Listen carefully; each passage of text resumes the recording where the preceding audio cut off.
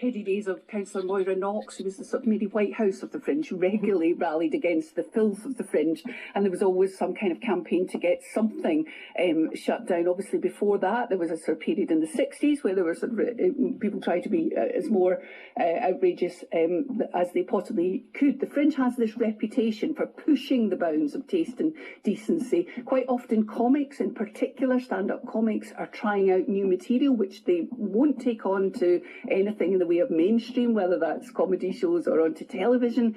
And so it's interesting to hear from other comedians like Al Murray and Fred Macaulay and Graham Linehan, who are all saying, look, this flies in the face of the Fringe's open access policy. It's not for the Pleasance to make that kind of decision. This also is totally against the Fringe's origins as a sort of radical gatecrasher of the first international festival. It's about breaking taboos. It's about sometimes being extreme within the limits of things. Anybody going to see Jerry Sadowitz would know what sort of a show they were going to see, wouldn't they?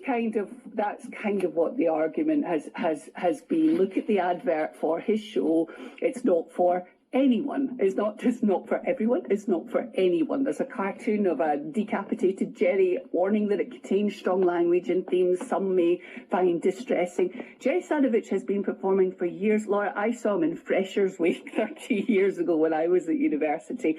I think so many people have kind of gone along to see his shows. They know he baits the audience. It's about trying to push comedy right to that edge. And if you don't like it, most people tend to kind of keep away from it. I think the interesting statement within the Pleasance's comment is just about where we are today. It says stories and language unacceptable on stage, whether they're performed in character or not, they need to be challenged. This is a line we will not cross. It's about a change in culture, and maybe there are some shows that don't fit that anymore. Yeah. On a less controversial note, however, you've been chatting to an up-and-coming film director.